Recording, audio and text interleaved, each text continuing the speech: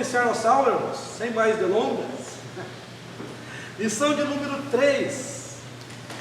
A origem e natureza da Bíblia. Página 47. E nós vamos começar com as línguas originais. Isso aqui é extraordinário, irmão. As línguas originais da Bíblia. A Bíblia foi escrita em português no século 21. Então, aqui está uma das nossas dificuldades, né? Nós temos alguns abismos quando a gente vai estudar a Bíblia. O primeiro abismo é o abismo linguístico, né? A Bíblia não foi escrita em português, mas nós temos traduções. Porém, se você quiser conhecer melhor, quiser conhecer mais, os originais são melhores, né? Esse é o primeiro, né? Primeiro abismo que nós temos. O segundo abismo que nós temos no aprendizado da Bíblia é o abismo cultural. A Bíblia não foi escrita na cultura brasileira.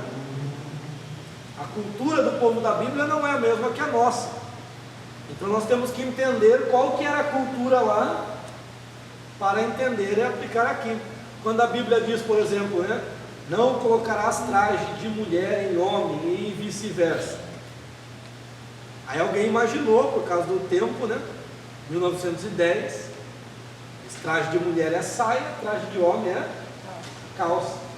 1910, 1920 era assim. Você pega aquelas novelas, filmes antigos, não é assim? As mulheres não eram crentes, mas era tudo de vestido longo, né? E os homens, terno, era comum, né? Terno, roupa social, calça, chapéu, né? Bigodão. Então, era a cultura da época. E imaginaram que traje de mulher é saia, que a Bíblia fala, traje de homem é calça. Por isso que nós temos igrejas mais tradicionais, vamos dizer assim, né? Que mulher só usa saia, homem só usa calça, né? Não pode, mulher não pode usar calça. Temos igrejas com esses ensinamentos. Mas vai colocar uma leg no homem, né? Não fica legal, né? Então você viu como dá para aplicar nisso? Vai colocar uma leg no homem, né? Leg é atrás do mulher. Jesus era túnicas, né? Aquela época, o que diferia, né? Era cinto, né? Geralmente a túnica, a túnica da mulher, ela era longa, né? Era manga longa, comprida, e do homem embaixo do joelho, por causa do trabalho, e aqui. Aí só príncipes, né? Príncipes que usavam longa também, colorida, a capa, a túnica, né, de José, né? Era uma túnica que era longa aqui, era longa nos pés e tinha várias cores, porque príncipes usavam, reis usavam, realeza usavam, porque eles não precisavam meter a mão no arado, né? Trabalhar no pesado, que eles eram da realeza. Então só o homem da realeza que usava, geralmente coloridas e comprida, mas a mulher que usava. O que diferia também era o cinto. O homem geralmente usava um cinto de couro, né, diferente da mulher. Então, o que o texto está dizendo? Nós temos que saber os princípios para aplicar. O princípio é que o homem seja masculino, não machista, né? Masculino, e que a mulher seja feminina, não feminista também. Então é isso que o texto implica.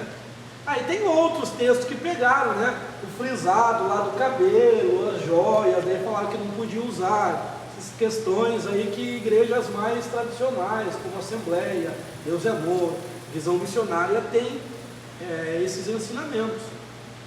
Mas o texto também não se refere a isso, né?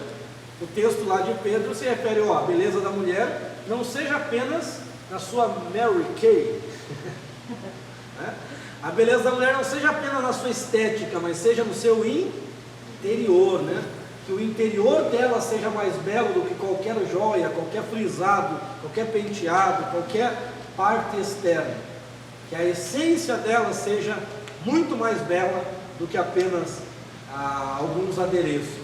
Então nós temos que entender, porque isso é uma lacuna, né? Se eu pegar a Bíblia dentro da sua cultura, ler um texto lá e querer aplicar aqui, muitas vezes eu estarei cometendo um erro, né? Porque o texto na originalidade não quer dizer isso, certo?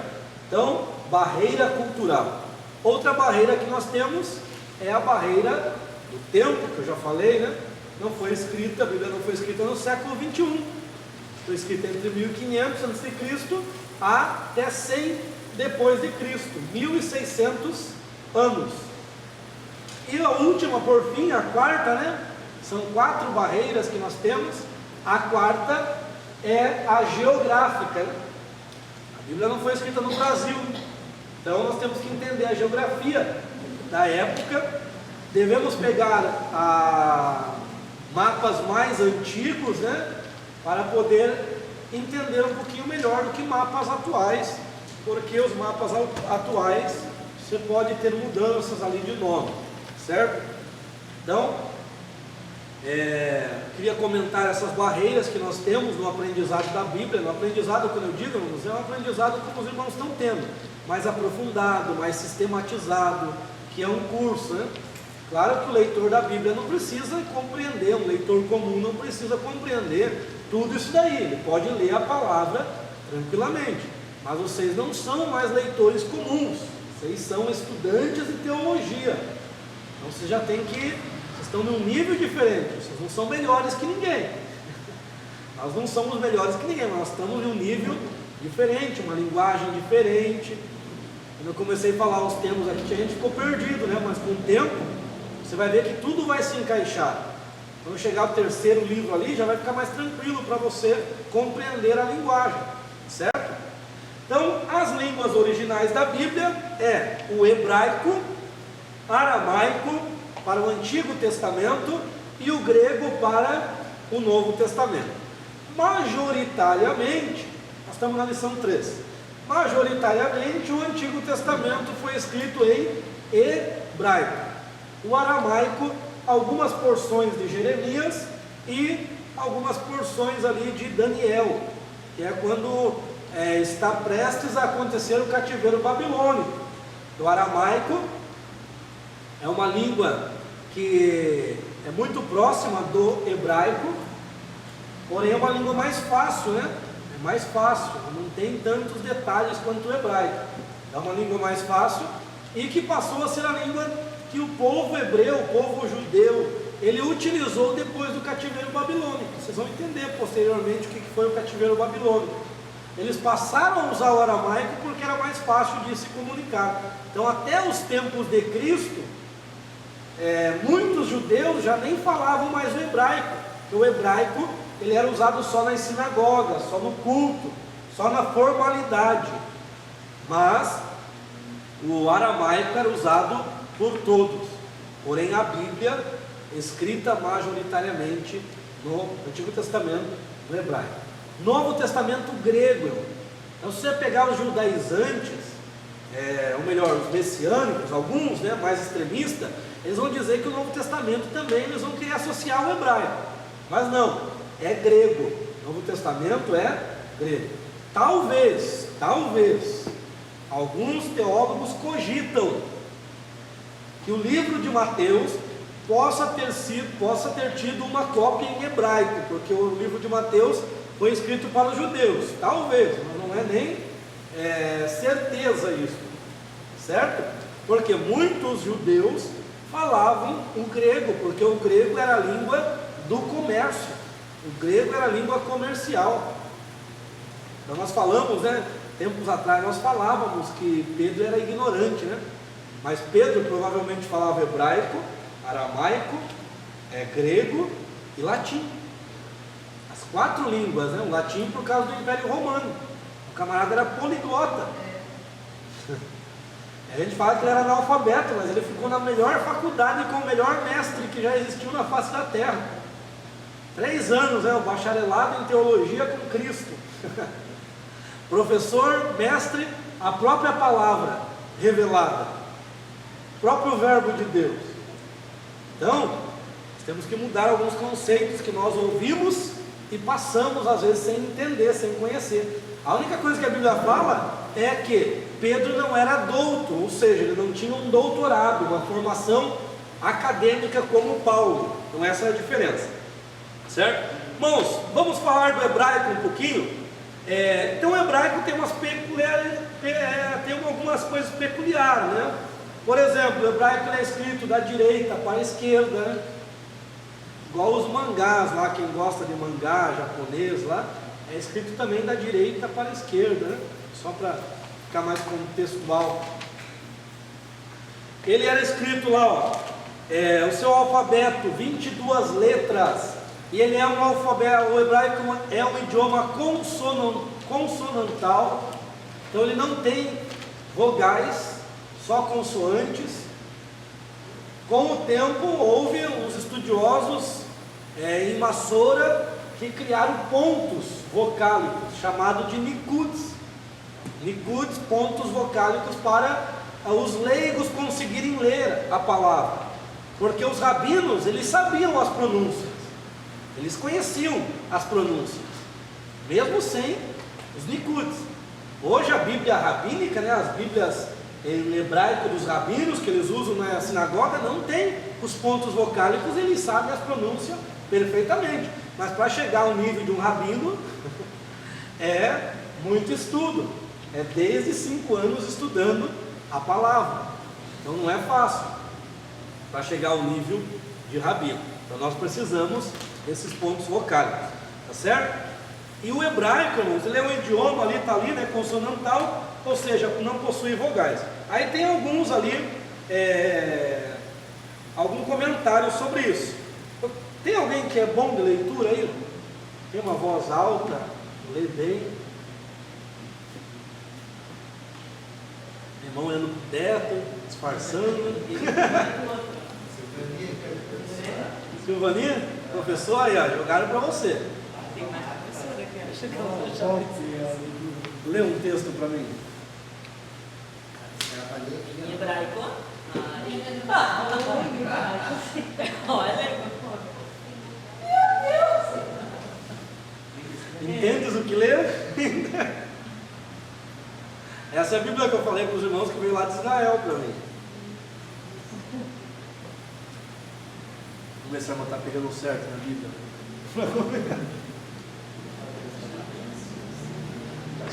Cadê vírgula, né? Não tem vírgula.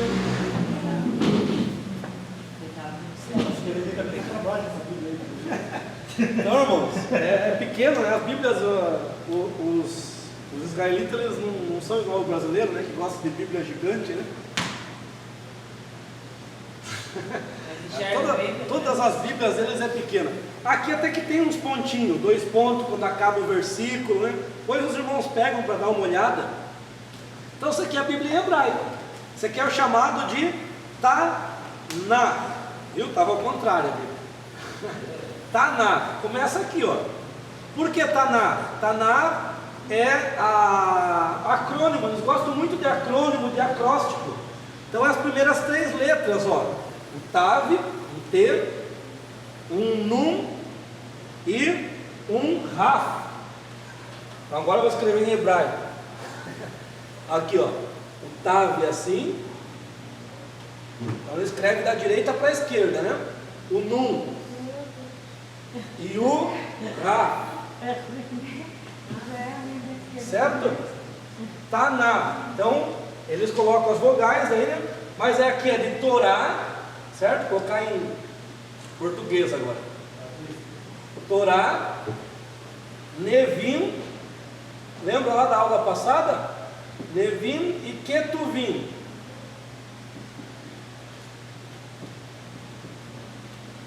Então, Torá, o que é a Torá? É o nosso Pentateuco, 5 primeiros livros, de Gênesis a Deuteronômio. Então, esses 5 livros têm uma peculiaridade bem interessante. Ele começa o primeiro versículo, vou ler um versículo aqui para os irmãos. É interessante que a Torá ele é um livro só, ele era um rolo só. Ou melhor, uma história só, era 5 rolos, porém uma história só. Tanto é que desde o início de Gênesis até Deuteronômio, sempre tem o E. Porque é como se fosse uma história. Eles colocam e, porque é uma história só. Então eu vou ler um pouquinho aqui, porque isso aqui eu consigo ler um pouco. Tem texto que eu já não consigo ler, que pareço uma criança lendo. Mas aqui eu já está tranquilo. Então vamos ver se os irmãos acompanham aí. É Gênesis 1. Bereshit bara Elohim et ha-shamayim ve et ha-aretz. Ve ha-aretz haita tohu vavohu. Ve Rosher al penei terron. Verua Elohim merarefet al penei terron. Vayomer Elohim yehi or vaihi or. Vayar Elohim et haor kitor. Vaivdel Elohim ben haor. Uven ha-rosher. Vaikra Elohim laor iom vela-rosher Kará, Laila, Yehi, Erev, Vaihi, Boker, Yom, Errad. Então, é mais ou menos assim, né? E se você for analisar, eles leem cantando, eles leem para memorizar melhor. Então, esse é o hebraico, né? Que eu quis trazer um pouquinho para os irmãos. E para você conhecer o alfabeto hebraico, vai lá em Salmos. Vai lá em Salmos, número 119. É um salmo bem peculiar, né? Qual que é? Salmo 119, alguém lembra? Por que ele é peculiar? Então, Torá, lei, quer dizer lei. Nevim, quer dizer profetas. Nevim, profetas. Ketuvim, escritos. Então, lei, lembra o 24:44 de Lucas que eu passei para os irmãos? Lei, tudo cumpriu acerca de Cristo que estava na lei, nos profetas e nos escritos. Aí, ó, tá bom. Então, qual que é a importância do hebraico? Quero mostrar um pouquinho a importância para os irmãos. Qual que é a importância do hebraico? Ah, mas isso aqui é muito difícil. Daí você tem assim, ó, Antigo Testamento interlinear, tem 3 volumes. Esse aqui é só a Torá, Pentateuco, aqui ó, Torá, Pentateuco. Como que ele está aqui, ó? Ó, ele está o texto em hebraico, embaixo a tradução literal das palavras. O lado aqui, ó, tem a nova linguagem de hoje, nova tradução linguagem de hoje, e tem a Almeida Revista Atualizada. Então ela tem a Bíblia na linguagem de hoje, tem a Bíblia na Revista Atualizada, tem o texto em hebraico e tem a tradução literal. E por que isso é bom? Por que isso é interessante? Pelo fato de que muitas vezes nas traduções o tradutor não conseguiu pegar a essência. Diz os judeus que Moisés, quando leu a lei para o povo, ele leu em 70 idiomas. Será que Moisés tinha um pouquinho de sabedoria? 70 idiomas, por quê? Porque não tinha só judeu ali, não tinha só hebreu, tinha egípcio, tinha várias, tinha nações que passavam pelo Egito, moravam ali e saíram. E os judeus dizem que o tradutor, que a palavra de Deus, a Torá, o Taná, ele tem 70 faces. Tem 70 faces.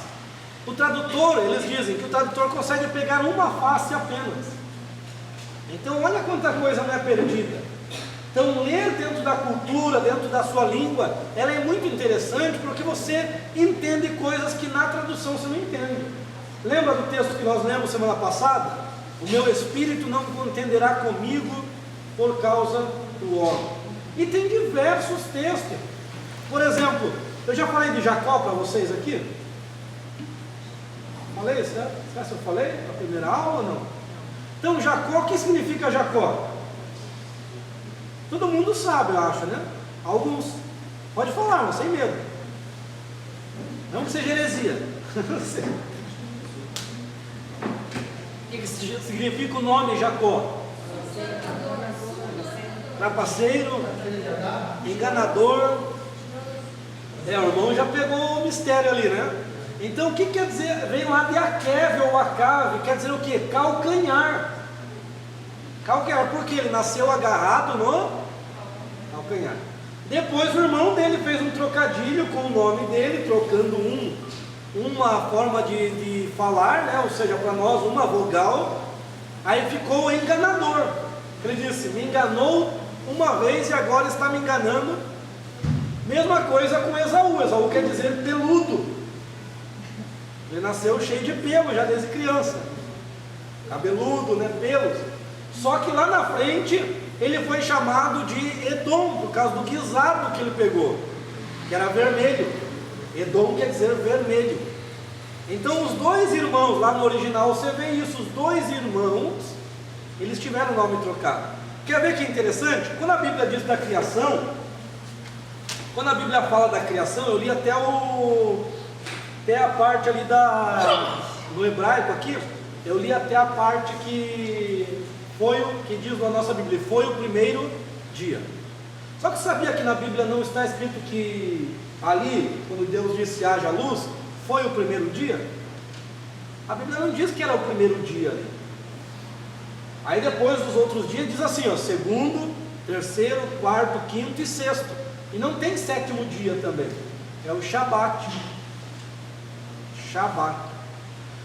E não é primeiro, então é o que? O termo ali, ó, é Errad. Errad. Errad quer dizer um, de único. Não primeiro, os tradutores colocaram primeiro, mas é um de único. É a mesma palavra que tem lá quando Deus falou: ouve Israel, o Senhor teu Deus é um. Shema Israel, né? É a palavra, né? Ouve Israel, o Senhor teu Deus é único, é um.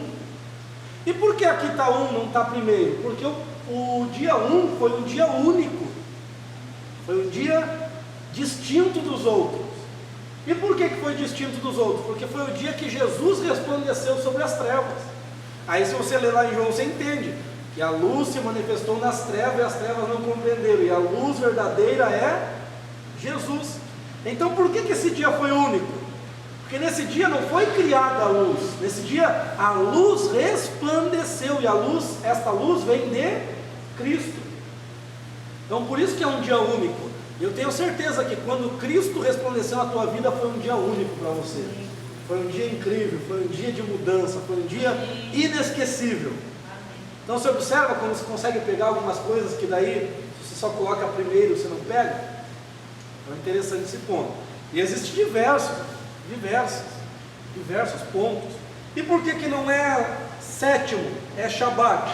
Daí a outra tradução diz assim, ó, a tradução nossa diz: Deus descansou. Já é uma tradução equivocada. Deus precisa descansar? Deus tem corpo físico?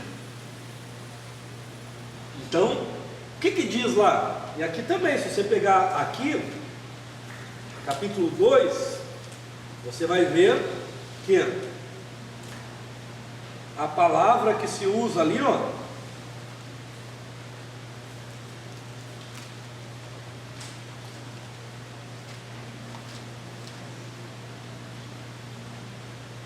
lá, ó, fez e cessou, ó, vai Shibot, cessou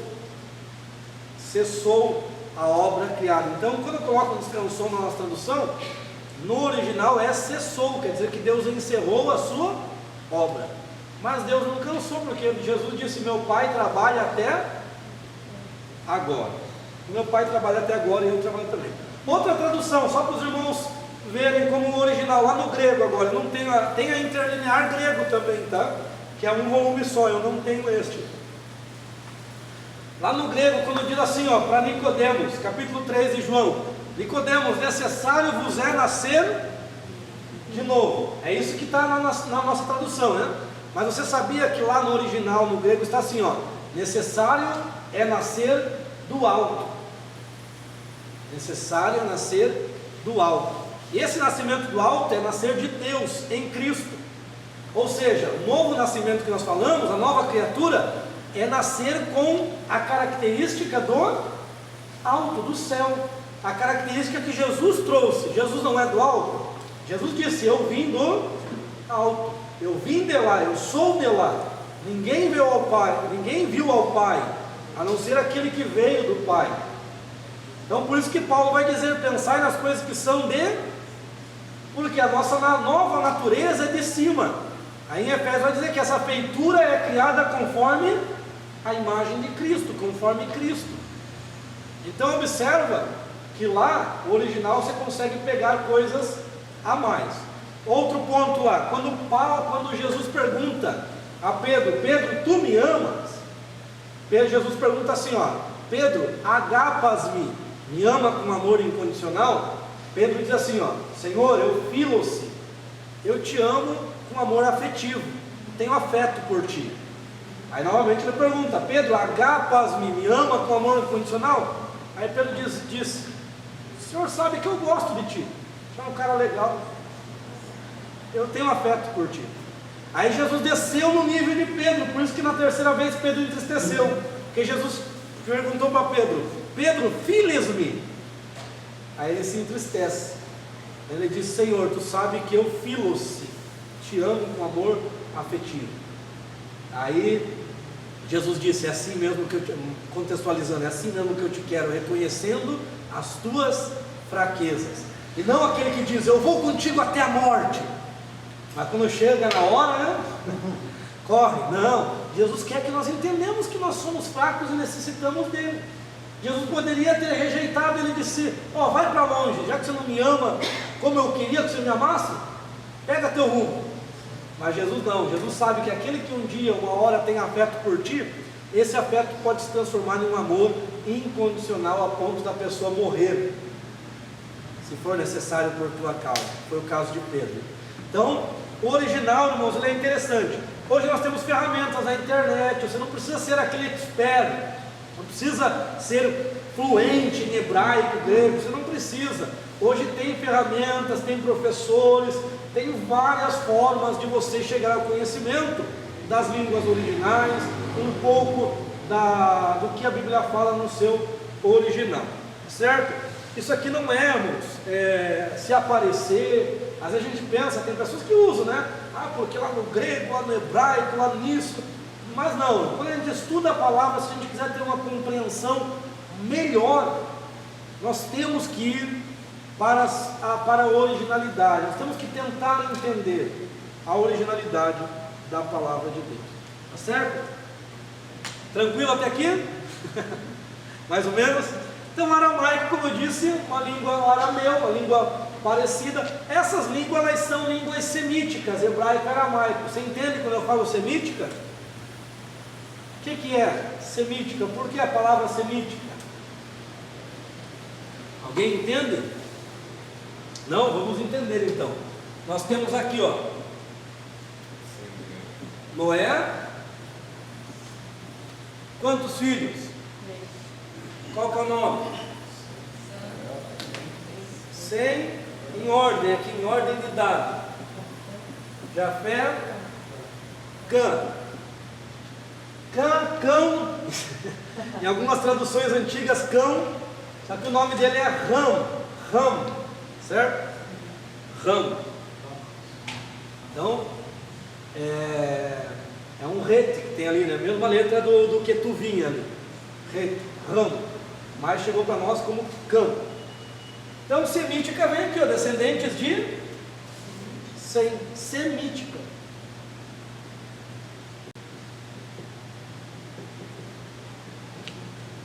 Descendente de Sem. Muitos dos povos ali eram semíticos, né? Que é a geração que nós falamos, que é a geração espiritual, que é a geração que buscou a Deus, é a geração que foi para o lado espiritual, é da geração que vem Abraão. Abraão vem de Sem, Eber vem de Sem também, né? Daí deriva a palavra hebreu, né? Possivelmente, né? Que a primeira vez que aparece na Bíblia a palavra hebreu é chamando Abraão de o hebreu, certo? O grego é língua do povo, né? Do povo do Império Grego, né? O Império Grego foi interessante, Foi interessante. Tudo coopera para a revelação de Deus, porque Deus é que Ele comanda a história, não é? Então Deus utilizou aí a cultura dos gregos para disseminar o Evangelho e a capacidade de construções dos romanos aí, que eles aplanaram muitos caminhos, ficou fácil o acesso à variedade. Por isso que surgiu o termo, né? Quem tem boca vai a Roma, né? Porque várias ruas eles fizeram que direcionava para a grande capital, a Roma. Então ficou fácil, muitas rotas de comércio melhoraram com o Império Romano. Por isso que a Bíblia fala, né, que Jesus veio na plenitude dos tempos, nascido de mulher. Então tudo isso foi Deus quem levantou. Deus levantou o babilônico, depois o medo-persa, depois o grego, depois o romano, que é a revelação da estátua de Nabucodonosor, certo? Então o povo grego cooperou muito para disseminar a cultura. Eles queriam disseminar a sua cultura pelo mundo inteiro. Conseguiram, né? Nós, por exemplo, nós temos muito da cultura grega. A nossa base aí na língua portuguesa, muitas palavras vêm do grego. Então a cultura grega ela é muito latente, né? Hoje em dia.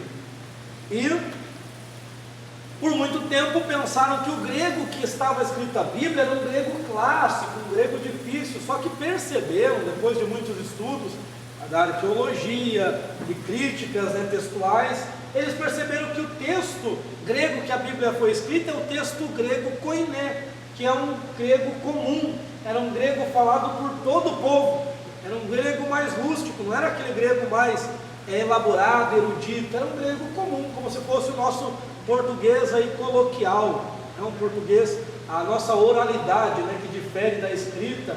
Então, mais ou menos desta forma.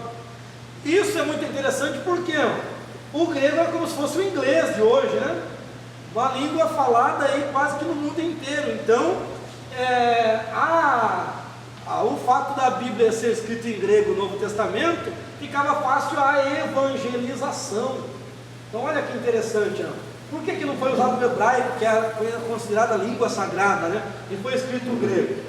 Visto que a maioria dos escritores eram judeus, poderia ter sido o hebraico, mas quase ninguém mais falava hebraico, então a mensagem não ia ser transmitida.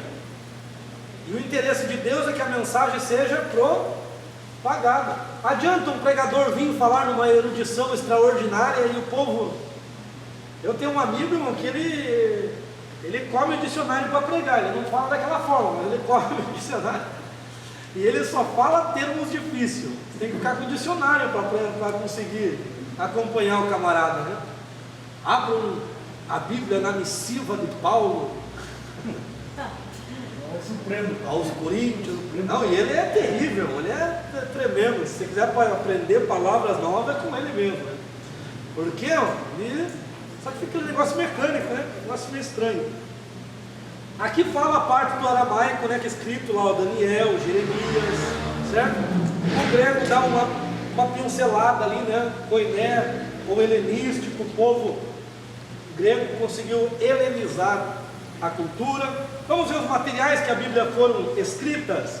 A princípio, se usava, né? O papiro, que era uma forma de papel. O papiro vem de uma planta, não muito larga, né? Fina. Você já viu aquela folha de taboa? Tem umas folhas, né? Taboa, né? Tem uma folhagem, né? Tem aquele... Sabe o que é taboa? Aquela planta lá que dá no brejo, né? Parece um microfone que a gente brincava quando era criança, né? De microfone, uma cor enferrujada. Tem outro nome? Parece que tem uma salsicha na ponta. É isso, exatamente, foi boa, né? Eu conheço como taboa, né? Então ela tem também um filetinho, né? Umas folhagens. Então é mais ou menos assim. O que eles faziam? Eles tiravam todo o suco, né? Todo o líquido, toda a água daquela planta e deixavam secar o sol, depois eles entrelaçavam e formavam um papel desse tamanho, mais ou menos. E ali escreviam, né? Escreviam diversas coisas, cartas. E a Bíblia, a princípio, foi escrito no papiro.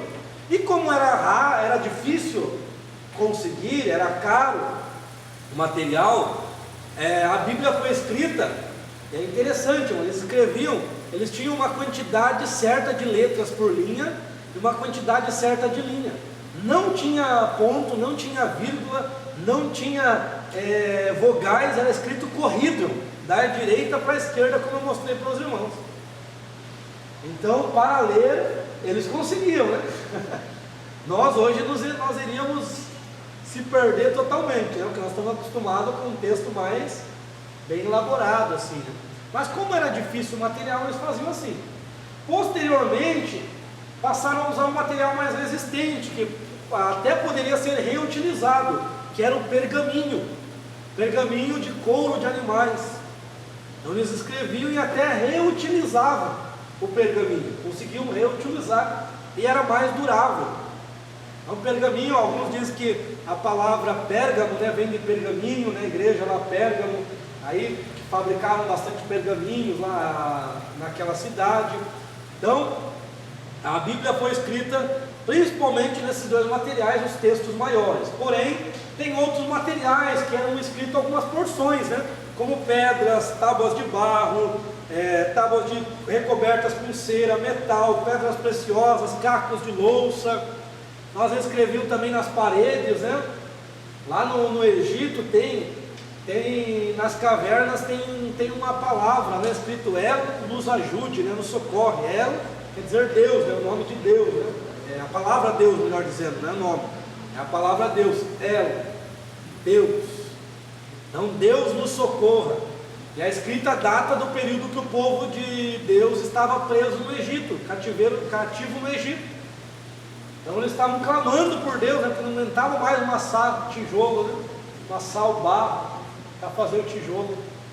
Diga. O material escrito era o pergaminho e outros materiais que eles usavam para escrever assim, mais ou menos, era carvão, sangue.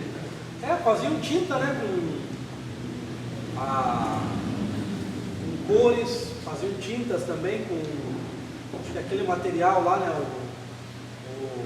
vou até ver o material com betume, né? Que a escrita era tem bastante escritos antigos aí que dá para ver que eram tintas pretas, né? Eles tinham tintas, né? Tintas não eram um problema, né? Até por causa eles aprenderam muito no Egito também, né? O Moisés, né, que escreveu a Torá ali, alguns dizem que não tinha vocabulário, criticam a autoria de Moisés, do Pentateuco, porque não tinha escrita, mas na verdade provou que 3.000 anos antes de Moisés já tinha uma forma de escrita, então é grande a probabilidade. E ele conhecia, né? Segundo hoje, ele teria sido formado em 10 faculdades, Moisés, por causa dos conhecimentos do Egito. E as tintas do Egito, elas são tão poderosas que duram 5.000 anos, né? Até hoje querem descobrir, né? O que eles usavam para a tinta durar tanto, né? Imagina que bom se descobrir, já falei muitas lojas de tinta, né? Você passa uma tinta hoje, daqui a 5.000 anos você dá uma segunda de mão, né? Vai dar um retorno. É vivo, né? Certeza que não vai dar. As próprias gerações, né? As próximas gerações. Porque tem pinturas intactas de mais de 5.000 anos. Você vê a capacidade. Então a inteligência eles tinham até de sobra, né? Se analisar Noé, como que Noé construiu, né? Aquela arca. Eles viviam muito, não contavam por anos aquela época. Não tinha anos mesmo, contavam. Hoje a ciência disse que se o homem vivesse num ambiente adequado, com clima adequado, alimentação adequada, o homem chegaria a 2.000 anos de idade. Então, hoje cientificamente já não tem problema de entender as idades ali, certo? Mas nós não temos clima adequado, não temos alimentação adequada, né? Isso que o homem foi perdendo com o tempo, perdendo isso, né? Alimentação adequada, clima adequado, e hoje muito mais, né? Fast food, McDonald's, né? Meu Deus! Pega aí aquele Tetra Constellation, né? Ganhar milão, se comer em 10 minutos, né? Aí você ganha o milão, mas também ganha colesterol, ganha tudo ali, né? Então, a nossa alimentação hoje é bem complicada, agrotóxico, né? Tantas coisas que não nos dá saúde, né? Irmãos, a natureza da Bíblia. A Bíblia está ali, ó, né? Ela tem um conjunto de 66 livros, mais de 40 autores, né? Cerca de 40 autores, escrita lá em 3 continentes, africano, Ásia, Europa. Acho que essa parte do continente não está ali. Pode acrescentar, pode escrever no livro, certo? Esses 40 escritores, irmãos, eram pessoas de diferentes classes. Era o boiadeiro, era o estadista, era evangelista, era médico, era cobrador de imposto.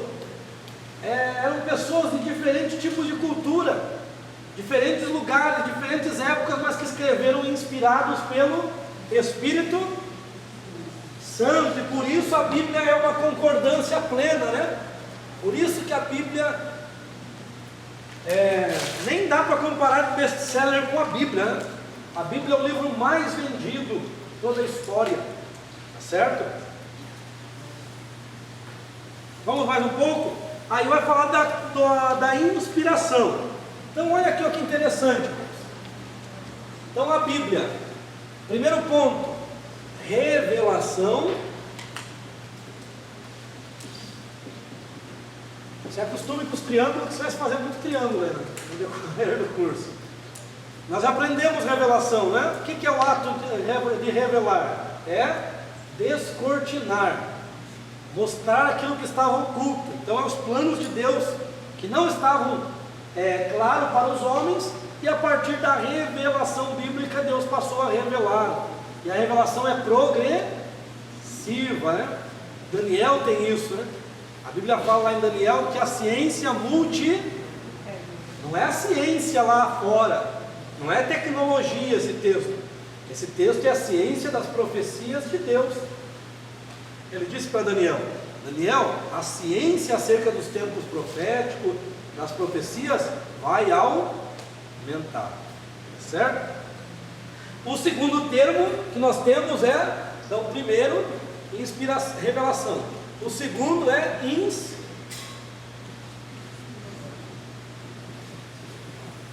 inspiração. O que é inspirar? Lá da palavra, vamos lá no texto, Timóteo,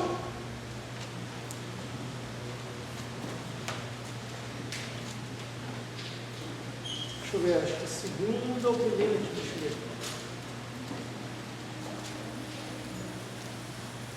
2 Timóteo 3,16. 2 Timóteo 3,16. Diz assim, ó: toda a escritura é inspirada por Deus. Lá na página 52 vai mostrar que esse inspirado vem do grego theopneustos.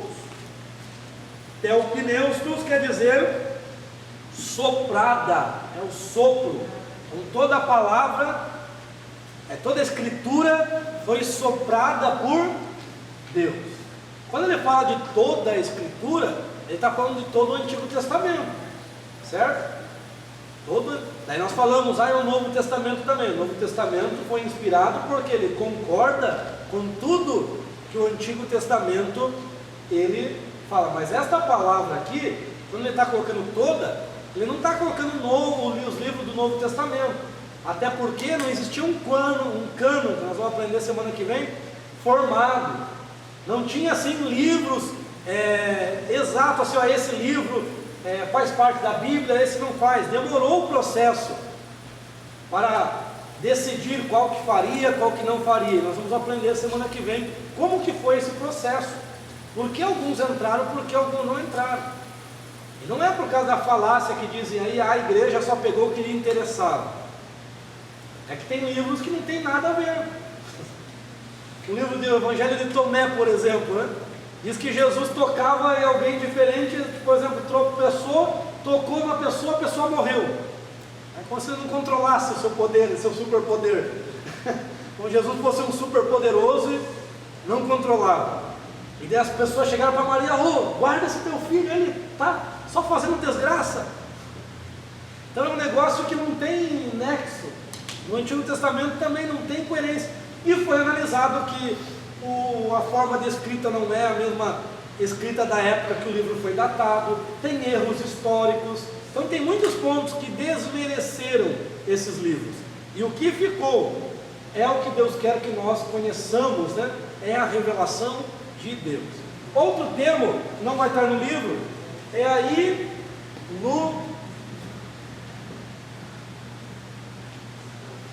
iluminação. Por quê? O texto já está revelado, a palavra já está revelada, não está? A palavra está revelada. Ela muda? A palavra muda? A palavra se renova? Sim. Renova é tornar nova, quer dizer que muda. A palavra não se renova. O que se renova, que a Bíblia fala? As misericórdias do Senhor. E nós gostamos, né, quando os pregadores vêm, né? Porque a palavra de Deus se renova a cada dia. O povo vibra, né? Irmãos, a palavra é uma fonte inesgotável. Ela não se renova. Se você lê João 3,16, hoje está lá, porque Deus amou o mundo. Se você lê amanhã, está lá, porque Deus amou o mundo. Não vai mudar. Ela é a mesma. Jesus disse: passará o céu e a terra, mas as minhas palavras não passarão. Então a revelação é uma, irmãos. Se ela mudasse, se ela tornasse uma nova revelação, isso seria relativismo. Não, a revelação é uma. A palavra não se renova. A palavra é a mesma. Acontece que ela é uma fonte inesgotável. Se você ler hoje, você tem um tipo de iluminação. Se ler amanhã, você tem outro. E nós usamos geralmente o termo revelação, né? Senhor, me revela a tua palavra. Tem problema orar assim? Tem problema, mas a palavra já está revelada. E o que na verdade você está pedindo, o que você precisa, é que a palavra seja... Isso aqui é um ato do Espírito Santo. É o Espírito Santo que ilumina os textos para nós, esclarece os textos, certo? Ela já está inspirada, né? Ela já foi inspirada. Então agora nós precisamos de entendimento desta palavra. Vamos mais um pouquinho para nós pararmos. Então toda a escritura, amanhã, segunda-feira que a gente vai aprender o cânon, daí você vai ver por que toda, hoje a gente diz toda para a Bíblia toda, que ela é inspirada. Por quê? Certo?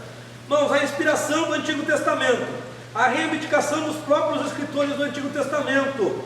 Aí você vai ver no Antigo Testamento os escritores dizendo: falou o Senhor, disse Deus, assim diz o Senhor. Então os próprios escritores, eles estavam dizendo que não eram palavras deles, mas eram palavras de Deus. Oi?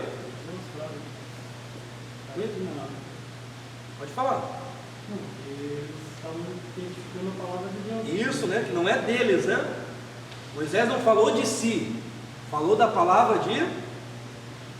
o Senhor é quem fala, né? Tem vários textos ali que são referências para os irmãos lerem depois, não tem como nós lermos todo, na página 53. Aí temos o testemunho de Jesus sobre o Antigo Testamento. Jesus disse, né, que tudo que for escrito acerca dele. Examinai a Escritura, porque vós cuidais ter vida eterna, e são elas que testificam de mim. Lucas 24, 44 que nós lemos, né? Cumpriu lei, profetas e escritos. Então o próprio Cristo, ele coloca que as Escrituras, elas são a verdade. Olha lá, santifica-os na verdade, a tua palavra é, página 54. E a inspiração do Novo Testamento, nós temos ali o texto de João, ainda o próprio Jesus dizendo, né, ainda tenho muitos a dizer. Então você pega, vê que o Evangelho é inspirado, porque é Jesus que está trazendo a revelação. Aí nós temos Coríntios, né, mas Deus nos revelou. Então você está vendo que Paulo não está escrevendo a partir do achismo dele, a partir de revelação. O que eu recebi do Senhor também vos ensinei. Então não é dele. Quando é dele ele fala, né? Digo eu, não o Senhor. Então nós temos que... Isso é importante para nós. Porque às vezes a gente está pregando alguma coisa que é nós que achamos e estamos dizendo que é a Bíblia que diz. É um perigo isso para os pregadores. Então aquilo que você acha que a Bíblia fala, melhor, você acha que é uma revelação, não fale que a Bíblia diz. Você não tem como provar. Aí muitos disseram tantas coisas, né? Na presença do Senhor até a tristeza salta de alegria, né? Aí você vai ver a referência que eles dão é Jó 41, 22, se não me engano. Aí você vai ver que está falando do Leviatã, né? Tem umas traduções que diz, né? Na presença dele, a alma salta de prazer, alguma coisa assim. Mas, em outras traduções, você vai ver que fala aqui de terror, né? Que na presença dele há o terror, porque o Leviatã era um grande dragão, né? Um animal marinho muito gigante, não é o crocodilo não, um animal marinho gigantesco, terrível, terrível mesmo. E como que vai saltar de alegria na presença do Leviatã, meu? Salta de terror, né? Quer correr. Então, tem outros textos, né, que dizem, né? Por exemplo, a Bíblia diz assim, ó, alguns pregadores, Jesus disse, né? No mundo tereis aflições, mas tem de bom ânimo, eu venci o mundo e vós vencereis também. A Bíblia não fala vós vencereis também. Jesus diz assim, ó, no mundo tereis aflições, mas tem de bom ânimo, eu venci o mundo. Agora nós temos que batalhar. Porque lá no final, lá em Apocalipse, ele disse, aquele que vence. Então nós temos que dar a batalha. Paulo que disse, né?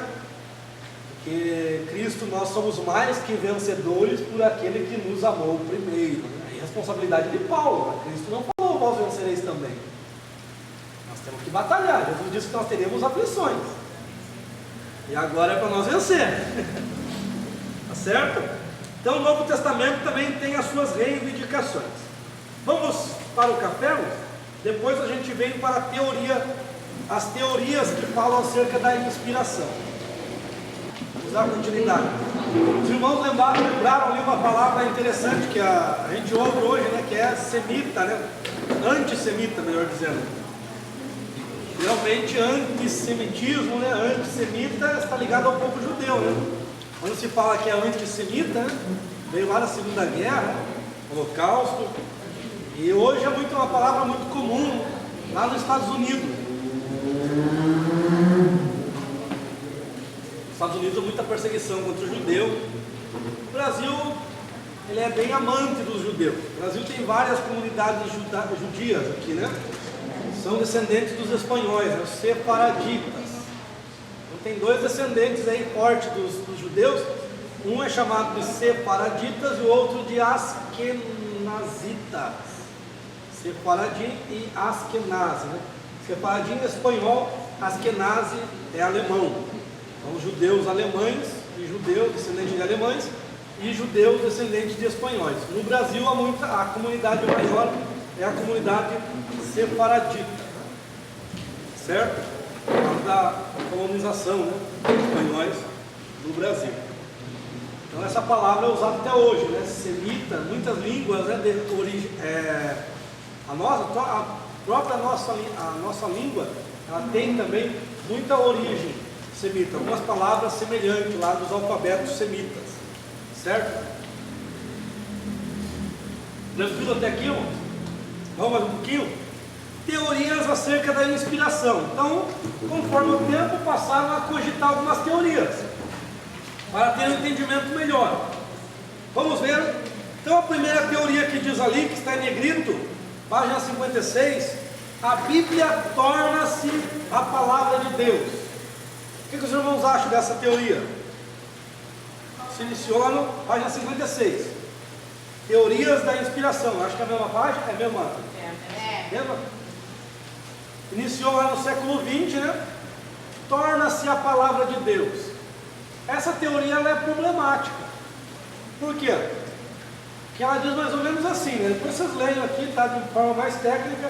Ela diz assim, ó: se eu pegar e ler a Bíblia aqui e ela falar comigo, quer dizer que ela é a palavra de Deus. Se eu pegar e ler e ela não tocar no meu coração, ela não é a palavra de Deus. Então isso relativiza, né, a palavra, né? Então ela só torna a palavra de Deus se tocar no teu coração, se causar alguma mudança. Não pode ser que alguém leia e não seja a palavra de Deus. Então essa é uma teoria problemática, né? Equivocada. A Bíblia, a segunda teoria, a Bíblia contém a palavra de Deus. Então essa também tem um certo problema. Porque se ela contém a palavra de Deus, quer dizer que alguns pontos ela não é a palavra, ela contém. Então o que essa teoria diz? Que parte do que está escrito na Bíblia é a palavra de Deus e tem algumas partes que não é a palavra de Deus. Esse é um problema. E outra teoria, a Bíblia é a palavra de Deus. Então essa é a teoria mais correta.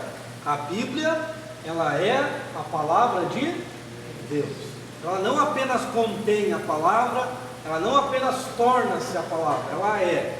Independente se eu crer ou não crer, independente se eu ler aqui, tocar ou não tocar no meu coração, ela é a palavra de Deus. Ela não é um livro comum, como alguns diziam antigamente, né?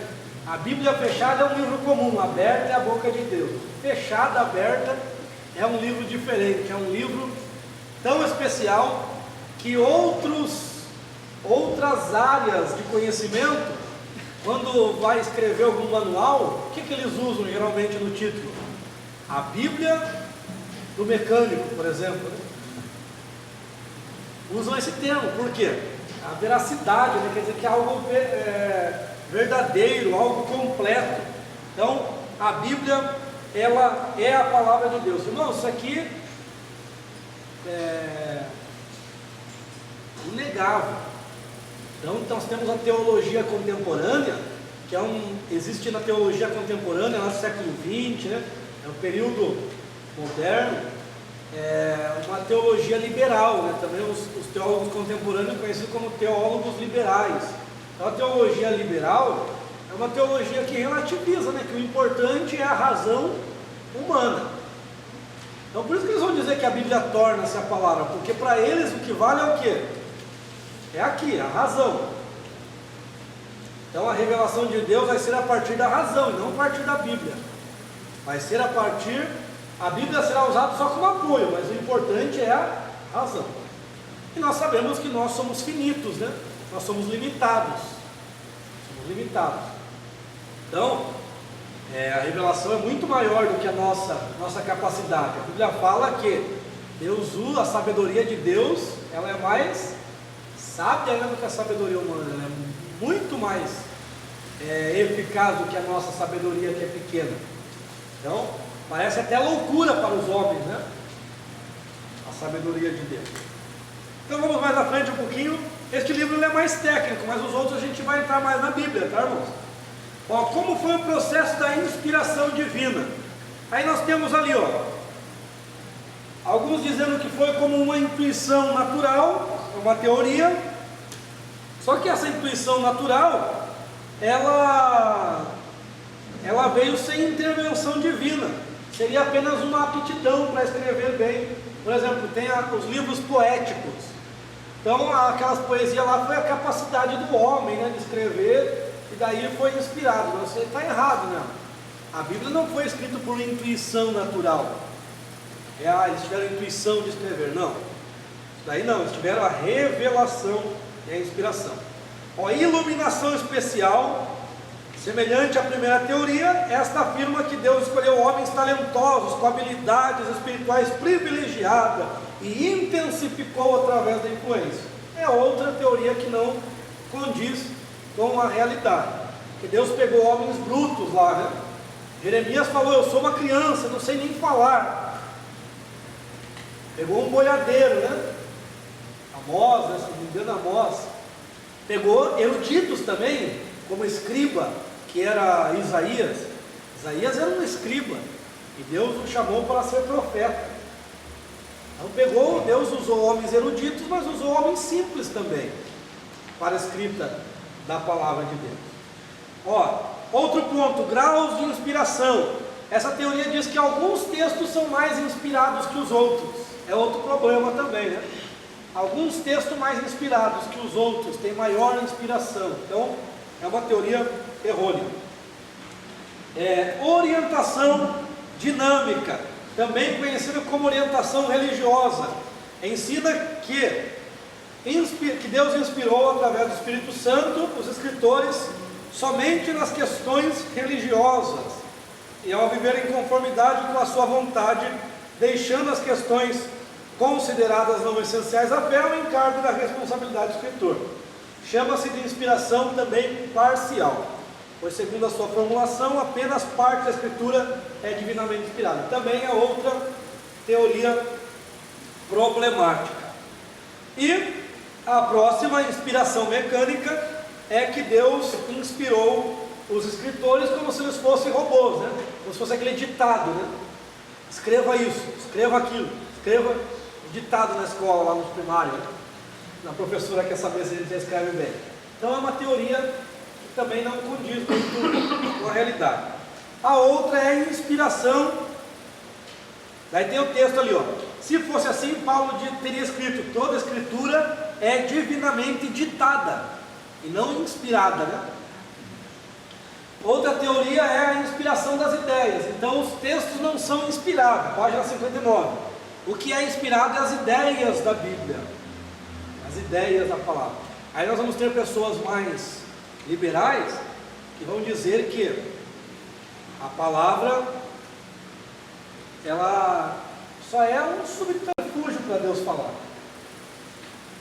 Mas não, nós já aprendemos até aqui que a palavra é a revelação mais específica que existe.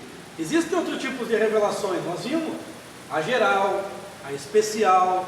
Existem diversas maneiras que Deus se revela.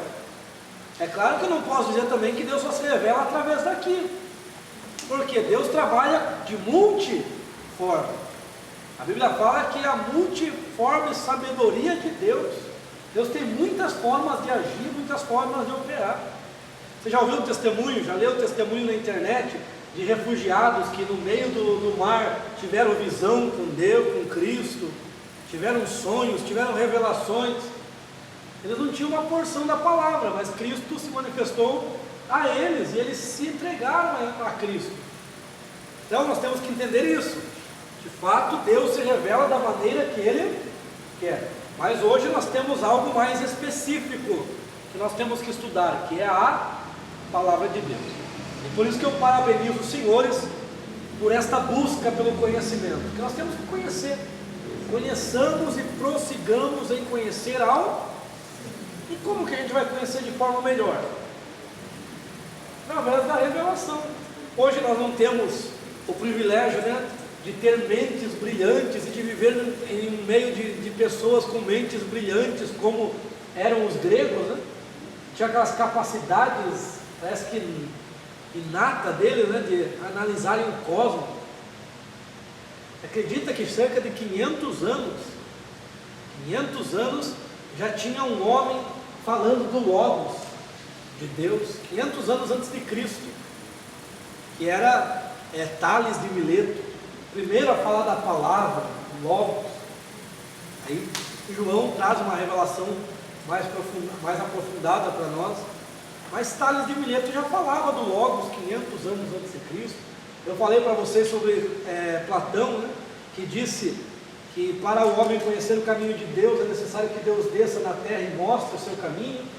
Aí veio Jesus e disse: eu sou o caminho. Mostrou o caminho. Ninguém vem ao Pai a não ser por mim. Qual que é a teoria correta para nós entendermos? É que a Bíblia, ela é inspirada plenamente e verbalmente, certo? Então a inspiração, ela foi plena, ou seja, totalidade, totalmente inspirada, toda, Antigo e Novo, e a inspiração foi de forma verbal, soprada por Deus, telpneusto, soprada. Deus falou aos homens, e os homens escreveram segundo a sua capacidade. Se você pegar Tiago escreve assim, ele dá uma orientação e usa um exemplo. Ele escreve um tópico e usa um exemplo. Escreve outro tópico e usa exemplo. Ele fala sobre a fé.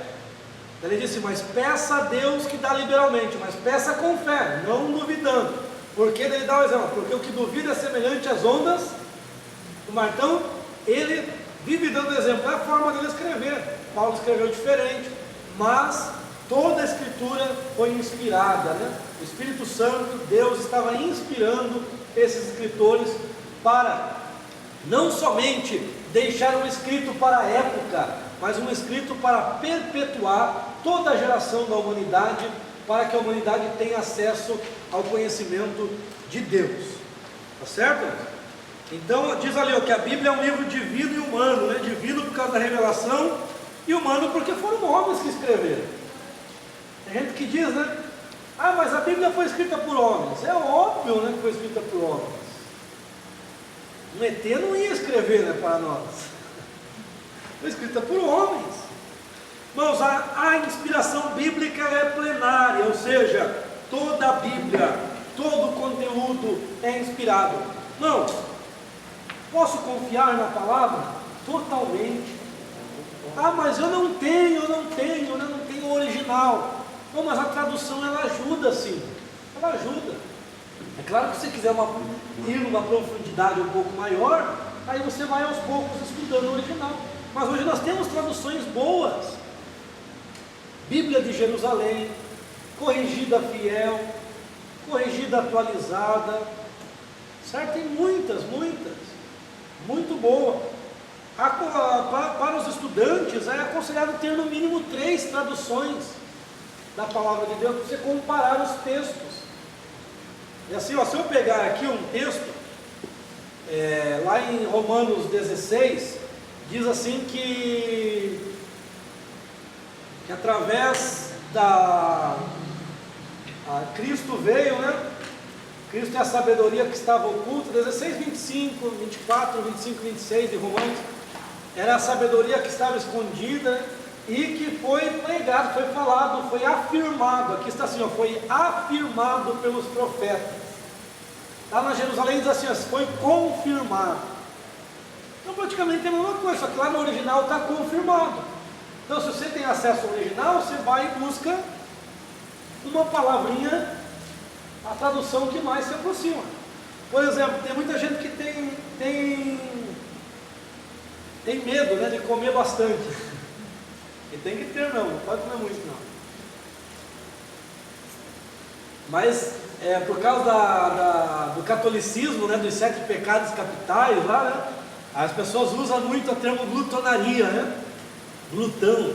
Aí a minha mãe gosta muito de uma frase, né? Comi que até pequei, né? Acho que é uma frase meio própria do litoral aqui, não sei. Minha mãe usa muito. Mas o texto, quando a Bíblia fala lá das obras da carne, nas nossas traduções está glutonaria. Glutonaria é comer demais mesmo, uma pessoa que come demasiadamente.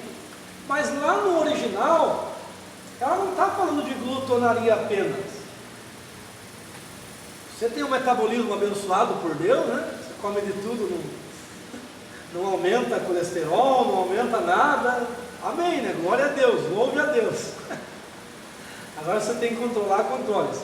Bom, o que diz lá no grego? A minha tradução já está conforme o grego. Diz assim, ó, glutonaria com orgias.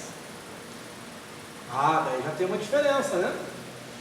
Daí o que remete isso, glutonaria com orgias? Remete àqueles banquetes, né, que os gregos e os romanos davam. Banquetes enormes regados a comer demasiadamente e a sexualidade livre. Oi? Promiscuidade, exatamente. Começavam nas sexta-feira, né? No templo da deusa Diana, a Diana dos Efésios, né? Artemis, e começavam, né, aqueles festivais nos palácios também, né? Dos Césares, aqueles festivais regados a muita comida e orgias. Então é isso que ele está dizendo, que isso é uma obra da carne, né? Aquela prática que era comum entre os gregos e os romanos, as glutonarias com orgia. Então, imoralidade, que a mãe está falando lá, promiscuidade. Então já muda um pouquinho, né? Não tem problema se você comer um pouquinho mais um dia, faz uma dietinha melhor no outro, né? Para compensar. Vai correr no aeroparque, né? Para compensar um pouquinho. Então, isso nos ajuda, irmão. Quando eu falo do original, nos ajuda. Você vai ver pessoas, infelizmente, você vai ver muitos pregadores criticando isso, mas são pessoas, irmão, que criticam, mas usam termos. Por exemplo, tem pregadores que até hoje dizem assim, ó, eu não vim pregar teologia, meu negócio não é teologia, meu negócio é joelhogia. Já ouviu essas? Mas você vai ouvir a pregação dele, tem muitos termos teológicos. Por quê? Porque ele ouve fulano que estudou teologia, ele ouve ciclano que é teólogo às vezes. Então nós não podemos ter essa briga. O teólogo não pode criticar o leigo não pode criticar o teólogo. O que come não critica o que não come não critica o que come. O fraco não critica o forte não critica o fraco. Não é isso que a Bíblia diz? Nós temos que ter comunhão. Quem dá glória alto não critica quem não dá glória alto, né? Seu sorveteriano, né? Seu geladeira, né? Não precisa, nós temos que viver a comunhão, cada um é diferente um do outro, certo? Então não precisamos, e hoje nós vemos muito nos púlpitos, porque a pessoa às vezes não tem aquela disponibilidade de estudar, ele critica, né? A teologia. Eu fico doido com isso. Por quê? Você tem que eliminar o que Paulo escreveu, porque Paulo foi o teólogo mais extraordinário que teve.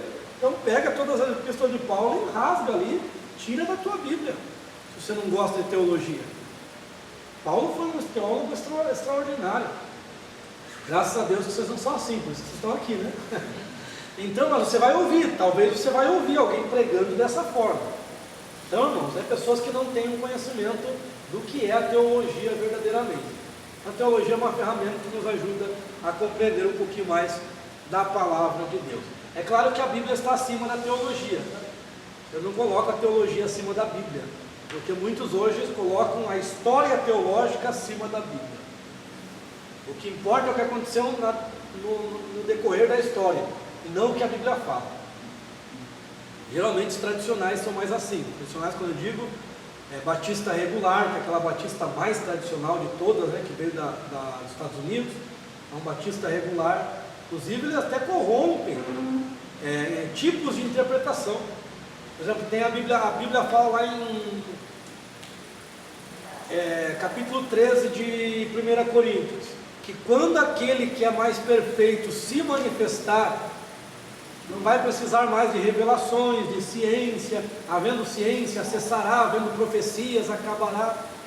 Daí eles dizem isso aí, eu vi num debate, eles dizem que esse mais perfeito foi a Bíblia, que foi encerrada lá no século 100, lá no final do primeiro século. Então olha que incoerência, né? Aquele que é mais perfeito, já está na cara que esse que é mais perfeito, que vai se manifestar é Cristo. Quando Cristo se manifestar para arrebatar a igreja, ninguém vai precisar de profetizar lá no céu, né? De ter dom de revelação, dom de ciência, porque nós já vamos ver toda a grandeza, não é a palavra. Aí eles invertem, distorcem texto, fazem malabarismo, né? Para defender teorias errôneas. E eu li esses dias, irmãos, isso dentro da Assembleia, ó. Quem escreveu foi um teólogo assembleiano, que uma pessoa falou, que chegou para ele, um grande influenciador aí no Brasil, grande teólogo no Brasil, ele falou para esse outro pastor que já não acreditava mais numa certa linha de pensamento. Não sei qual que é, porque ele só escreveu assim, sem detalhes. Mas que ele não admitia não crer naquela linha, porque isso traria muitos problemas para ele. Daí eu logo pensei, certamente foi um grande escritor, grande teólogo escritor, que escreveu sobre algo e que ele não crê mais naquilo que ele escreveu e não tem coragem de admitir. Não tem coragem de mudar o seu pensamento, de expor que pensa diferente por causa de textos bíblicos. Porque, irmão, se muitos teólogos, né, hoje, principalmente tradicionais, e tradicionais dentro da Assembleia também, eles forem analisar a Bíblia como a palavra diz, tem muitos livros que vão ter que ser rasgados, né? Muitos livros vão ter que ser queimados, daí eles não vão admitir isso, não vão admitir. Então, infelizmente, tem isso. Tem muitos teólogos e eles mesmo, a teoria que eles lançaram não condiz com a Bíblia. Então, por isso que você tem que sempre conferir na palavra. O que os bereanos faziam? Paulo pregava e depois eles iam fazer o quê? Conferir para ver se era daquela forma. Era aquela Paulo, a pessoa mais influente da época. Não era o Andrezinho, né? Era Paulo. Então, faça isso sempre. independente que seja o teu pastor pregando, independente que seja um pregador de renome, independente que seja qualquer pessoa pregando, analise na palavra de Deus. Quando o pregador mandar você fechar a Bíblia, é a hora de você abrir a tua. Quando o pregador mandar fechar a Bíblia, aí é que é a hora de você abrir, para ver se ele está pregando dentro da palavra. É melhor deixar o Espírito Santo atuar. É.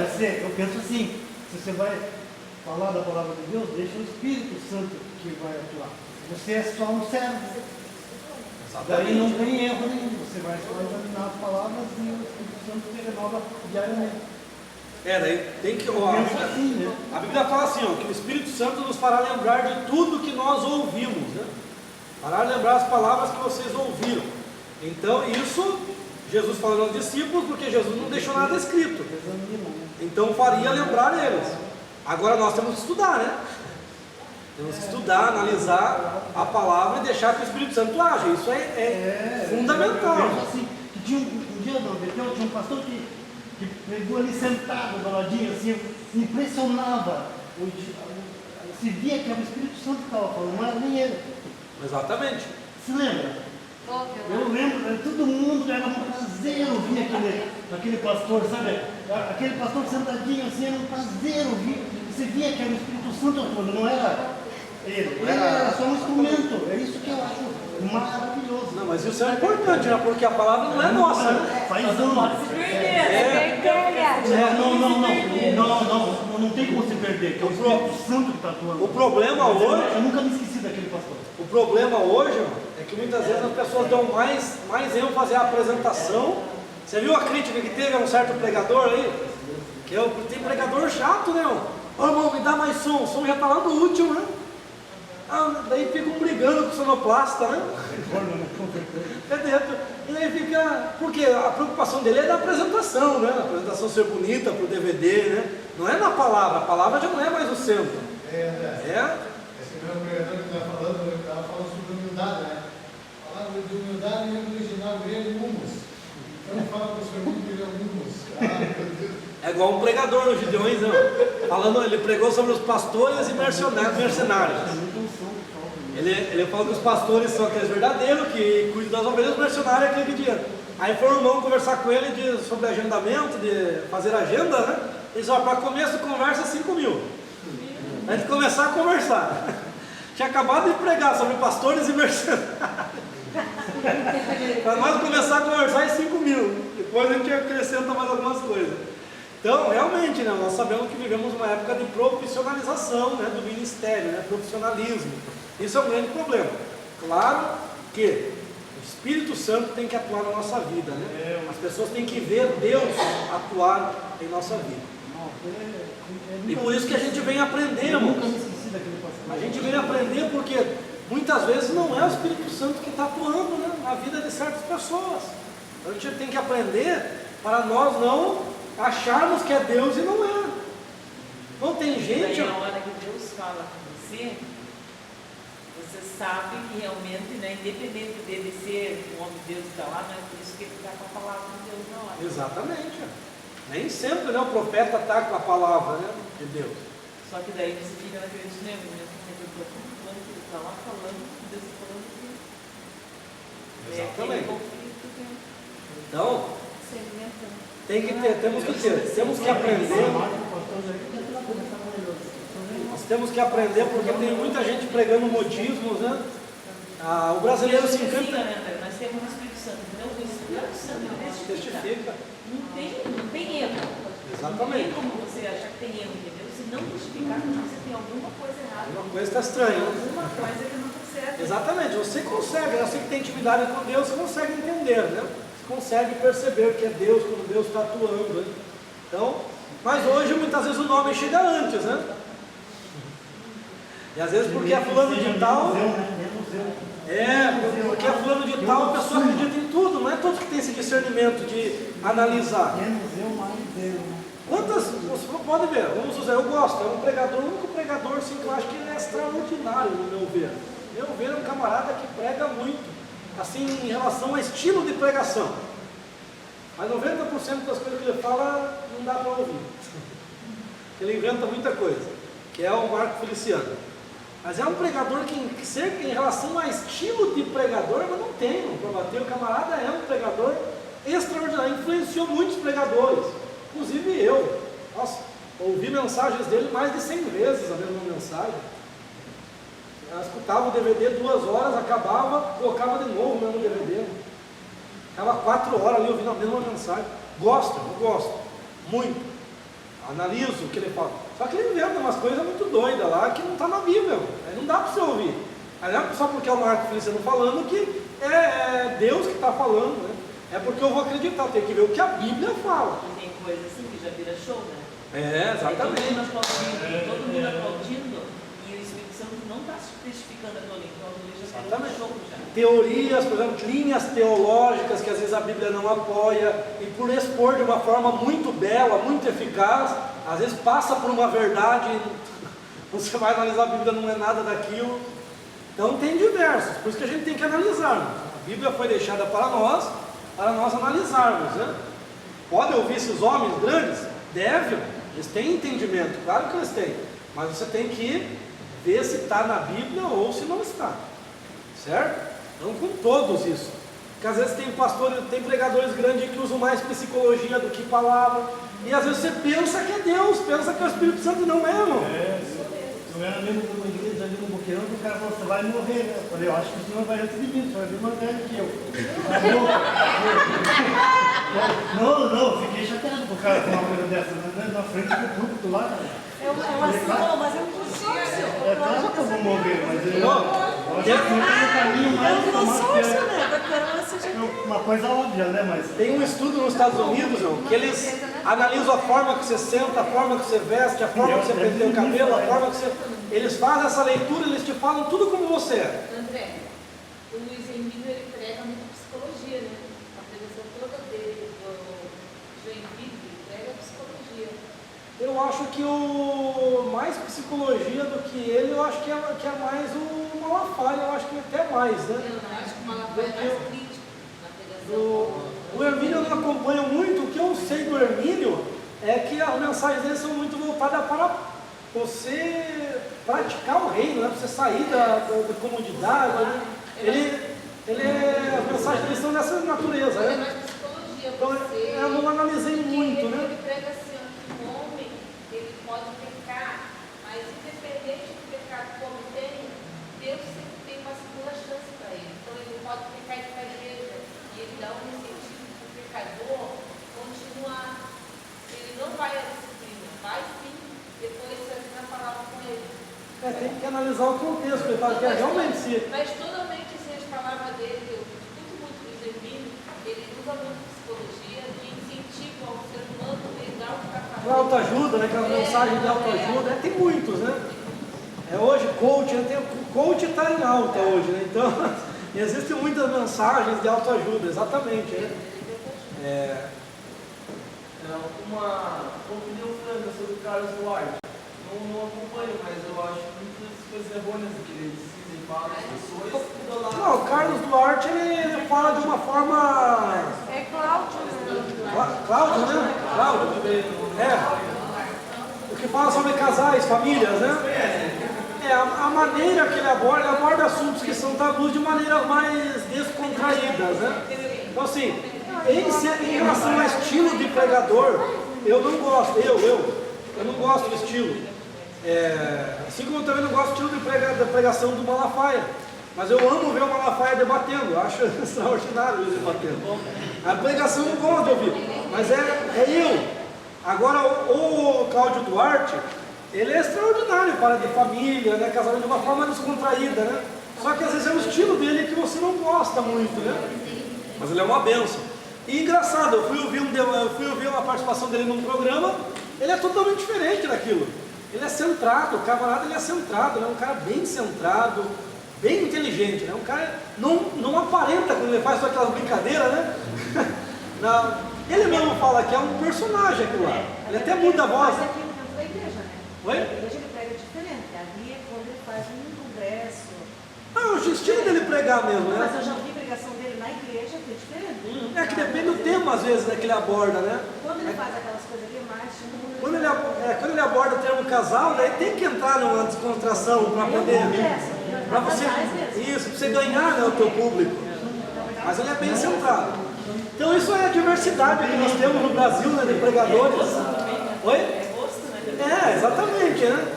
Tem muita gente que falar de Feliciano, meu Deus, você fala de Feliciano para muitos assembleianos, eles desviam, né? Porque não gostam, né? Odeiam. Então é gosto, realmente, né? Cada um vai ter um estilo, né? Que gosta, né? Eu gosto de ouvir mais pessoas que ensinam. Conseguem ensinar, porque eu consigo aproveitar para poder passar para os outros. Então hoje eu gosto mais de aulas do que pregação. Gosto mais assim. Já ouvi muitos pregadores. Mulheres eu quase não, porque ela é dessa nova leva, né? As mulheres em destaque é bem dessa nova. Já ouvi. Ela é uma juíza, e ela é uma juíza aposentada, e toda a administração dela, ela fez um paralelo com o que ela aprendeu de juíza, que entendeu, e ela vem fazendo um paralelo com a Bíblia e ensinando conforme. Ah, sim. Não, ajuda, né, o conhecimento. Tem esse escritor lá da Bíblia, pregador pentecostal que eu falei, ele é advogado também, ele tem uma capacidade. Muito inteligente. Exatamente, ajuda bastante, né? Então eu ouço mais aulas, porque eu tenho vários cursos, né, que eu faço, então eu fico mais nessas aulas para trazer aqui para os irmãos. Mas não estou acompanhando muitos estilos, né, de pregações, mas tem umas 4 mulheres aí que estão bombando no Brasil aí, né? Ela é uma, né? Mas tem acho que mais umas 3 ou 4 que estão aí bem em alta. Irmãos, vamos analisar um pouquinho as evidências internas sobre a inspiração. Então, irmãos, a Bíblia, ela contém a verdade, a Bíblia é a palavra, tem várias indagações aqui que provam. Olha lá, a importância, é outro tópico, a importância da Bíblia como palavra de Deus para a fé cristã. Vamos ver ali, ó. Aí tem uma casa embaixo, não tem? Uma casinha lá. Ó, lá no telhado está a salvação, comunhão e adoração, o topo, né? É salvação, comunhão, adoração. Isso aí é a vivência, seria a teologia prática, né?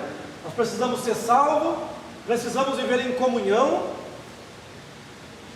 certo?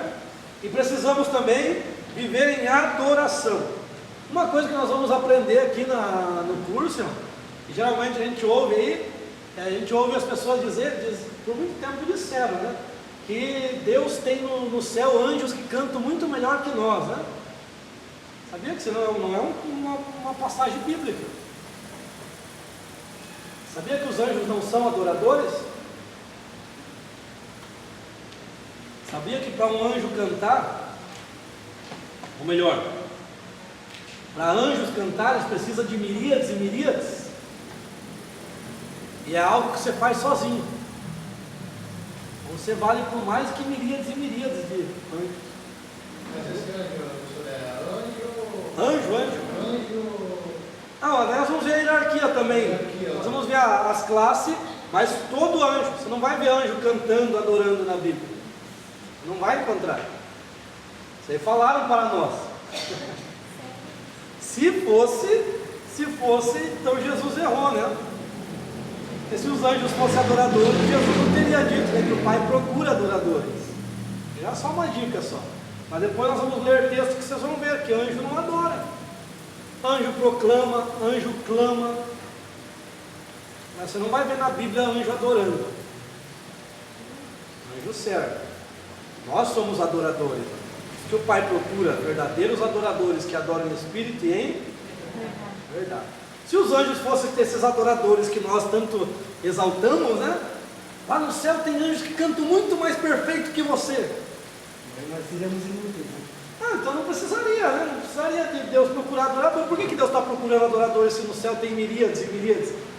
Números, né? Incontáveis anjos. Então nós vamos aprender isso daí. Vamos ler textos e você nunca vai ver anjo adorando na Bíblia a Deus. Vai ver. É só um petit gâteau. Tá certo? Aí nas bases, nas colunas, nós temos o que? As teologias, doutrinas, melhor dizendo, né? as doutrinas bíblicas do Pai, Filho e Espírito Santo, que está ali trindade. Eu gosto de usar a palavra divindade, se os irmãos quiserem anotar do lado aí divindade, porque divindade é o termo bíblico, trindade é o termo teológico. Antropologia, angelologia, amartiologia, soteriologia, escatologia. Mas aonde que está tudo isso? Que nós conhecemos essas doutrinas. Qual que é a base?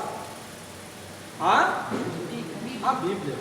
Então, para nós aprender sobre Pai, Filho e Espírito Santo, tem que aprender com quem? Sobre anjos? Bíblia. Aí tem gente que canta, né? Tinha um louvor bem show, né? Era assim, né? Que de um lado vinha Gabriel e do outro lado vinha Miguel, né? Com a bandeja na mão. E muitos, né, tiveram a revelação: não, estou vendo Miguel aqui com a bandeja na mão. Irmão, se Miguel vir, corre, porque você está lascado. Miguel não vem com bandejinha, né? Miguel vem para arrebentar tudo, irmão. Miguel vem para quebrar tudo, irmão. Se Miguel veio para cá, o negócio está feio para o nosso lado, irmão, porque ele é um anjo de Israel. Se ele veio para o Brasil, então estamos lascados. Nós vamos entender esses anjos. Tem um anjo específico de Israel, tem anjo específico de cada nação. O Miguel é só de Israel, o Miguel não tira férias para vir no Brasil, não. Então, entre outras coisas, né, que nós vamos aprender aqui. Anjos é bem interessante porque nós somos pentecostais, nós gostamos de anjos, né? E quanta gente não fala: não estou vendo anjo, está dando nada, meu. Só para alegrar a plateia, né, às vezes. O anjo desceu agora aqui. Às vezes acontece, sim. Às vezes, realmente. Tem momentos que Deus desce. E, abrindo um parênteses aqui, brevemente falar, tinha uma irmã, uma vez, nós estávamos na igreja, na porta, na frente da igreja, assim, eles estavam tendo uma visão. Apareceu um ser muito grande, e eles começaram a repreender, repreendendo em nome de Jesus, repreendendo. Daqui a pouco chegou um irmão e disse: mas o que vocês estão repreendendo tanto? Não, que tem um ser gigante aqui, um ser monstruoso. Como que é esse ser? Ele tem um rosto de um touro, tem um rosto de uma águia, tem a face de um leão. Mas irmão, isso daí é um querubim. Vamos repreendendo, você vê a ignorância, né? Nunca mais foi visto aquela igreja, porque, irmãos, para Deus enviar um querubim, que são anjos que guardam o trono de Deus, é porque a presença de Deus desceu de uma forma diferente. Então muitas vezes Deus desce, de fato, isso é fato. Deus não está preso no céu. Nosso sistema não suporta os querubins nem os serafins. Então quer dizer que Deus não desceu lá em Ezequiel 1, né? Se o nosso é o mesmo mundo. E ali Deus desceu para tirar a sua glória, né? Então, Quando Deus na morte de Jacó, quando você viu a terra de Jacó? ali o próprio Deus, ali, o próprio Cristo pré-encarnado, estava manifestando. Manaim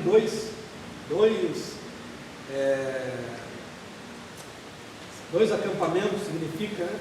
Acampamento, por causa do acampamento dos anjos de Deus, porque naquele tempo os anjos acampavam ao redor do povo de Deus, literalmente. Hoje é diferente. Além desse parte, fala na parte de Abraão, quando ele da noiva para a esposa, que ele foi e passou o anjo, veio o anjo, avisou ao faraó, dizendo que permitisse, era sua esposa, o anjo se apresentou a mim à noite, então o anjo aparece. E teve revelação, exatamente, teve. Deus, né, guardando. Isso na verdade foi um erro, né, de Abraão. Bem no tempo da fertilidade, que Deus tinha falado que no tempo da fertilidade, né, ela geraria, ele oferece primeiro a Faraó, né, isso antes de Deus se revelar a ele. Aí Deus guarda, né, que a semente da mulher estava ali, né, em Sara. Aí depois, no tempo da fertilidade, que ela estava para gerar, ele faz de novo, né, mesma coisa, com o rei de Gerar, né. Aí Deus deixa todos os homens lá impotentes, né, para guardar a semente, né? Então foi erros de Abraão, né? Abraão teve alguns erros, causaram feridas. Realmente o anjo apareceu. É uma revelação, Deus deu por quê, irmão? Não está restrito a crente, né? Deus mostra quem Ele quer. Exatamente, ele se manifesta. E no Antigo Testamento a manifestação de anjos era mais comum do que hoje. Porque hoje nós temos uma manifestação melhor, que é do Espírito Santo na nossa vida. Amém. Certo? Amém. Então, hoje nós estamos em um nível acima dos anjos. Mas hoje pode aparecer hoje. Deus envia. Deus envia anjos para... Eles estão em plena atividade. A atividade dos anjos é extraordinária. Eles são muito ocupados, né? Eles estão em atividade toda hora. Toda hora. Então Deus envia sim. Se Ele quiser enviar querubim, Ele envia. Se Ele quiser enviar arcanjo, Ele envia. Não existe só Miguel de arcanjo. Os arcanjos são principados. E existem muitos principados. Certo? Então Deus não é limitado ao nosso pensamento. E a Bíblia revela isso. A Bíblia mostra. Só que existem leis, né? Existe organização. O reino de Deus é muito organizado. Tem um querubim específico, tem um principado específico para cada nação. Irmãos, unidade e harmonia da Bíblia é uma evidência que ela é a palavra de Deus. Já mostrei para vocês diversidade de ofício, época, localidade e circunstância dos escritores. Já estamos falando sobre isso. Inerrância. Nós temos um grupo de teólogos aí que são chamados de mestres. E é o que a Bíblia diz, que nos últimos tempos muitos buscariam um mestre para si, que estão dizendo que a Bíblia tem erro, que contém erros na Bíblia. Eu afirmo para os irmãos que a Bíblia não tem erro, a Bíblia é inerrante. O que tem equívocos é traduções. Aí sim, infelizmente tem ensinadores aí que são famosos no Facebook, que estão dizendo que a Bíblia tem erros. Ela não tem erros, certo? Se você não entende uma passagem, você só não teve a revelação, não quer dizer que ela está errada. Ah, mas Mateus diz 2 cegos, Lucas diz 1 cego na entrada, Marcos diz outro cego na saída. É simples, irmão. Tinha entrada, tinha saída da cidade, e Jesus passou, curou um cego na entrada, ele curou outro cego na saída, e quando os cegos ficaram sabendo que Jesus estava curando, saiu 2 correndo atrás de Jesus. Então, numa passada por Jericó, Jesus curou 4 cegos. 4 cegos. Talvez você nunca ouviu isso, porque as pessoas querem achar divergência, mas não é divergência, é complemento. Um evangelista fala da entrada, o outro fala da saída, e o outro fala dos 2. Tem 2 endemoniados gadarenos. Eram 2 endemoniados gadarenos. Quando Jesus chega em Gadara, um veio da cidade, o outro veio do sepulcro, mas os 2 viviam no sepulcro. Aí você vai ver um evangelista falando do que veio da cidade, e você vai ver outro evangelista falando do que veio do sepulcro, e Mateus vai falar dos 2 no geral. Mas tinha 2, certo? Então não é contradição, é complemento. Aí outra evidência, irmão, da inspiração é que a Bíblia, ela tem influência em todo mundo. A Bíblia é um livro indestrutível, né? Tentaram perseguir, queimaram de toda forma, né? Mas a Bíblia permanece em nossas mãos, né? Várias perseguições houve, e a preservação das Escrituras mostra isso. Deus preservou a sua palavra para chegar até nós. Vocês sabíamos que existe cerca de, se eu não me engano, 800 manuscritos aí de Homero, e Homero é um escrito real, né? Ou 10, eu não lembro, eu vou pegar para os irmãos e vou trazer. Da Bíblia, sabe quantos fragmentos existem? Mais de 2.000 fragmentos. Tem, o do Mar Morto é mais completo, né? Dos de Qumran, foi encontrado em 1900 e pouco, né? É o mais completo, foi o achado mais recente, né? Então, tem o livro de Isaías todinho, né? O livro de Isaías todinho, nos manuscritos do Mar Morto. Então, a Bíblia, irmãos, você pode confiar que ela é a palavra de Deus. Glória a Deus que nós temos aqui um povo que confia, né? E os resultados práticos, né? Que há vários resultados, né? Deus falando e mudando, transformando o homem. Quantas vidas a palavra já não transformou no decorrer da história, né? Então, você pode acreditar que a Bíblia é a palavra de Deus. Ela é imutável, ela é inerrante, ela é infalível, ela é a revelação especial que nós temos aí para aprender. Por isso que estamos aqui, né? Bom, agradeço aí.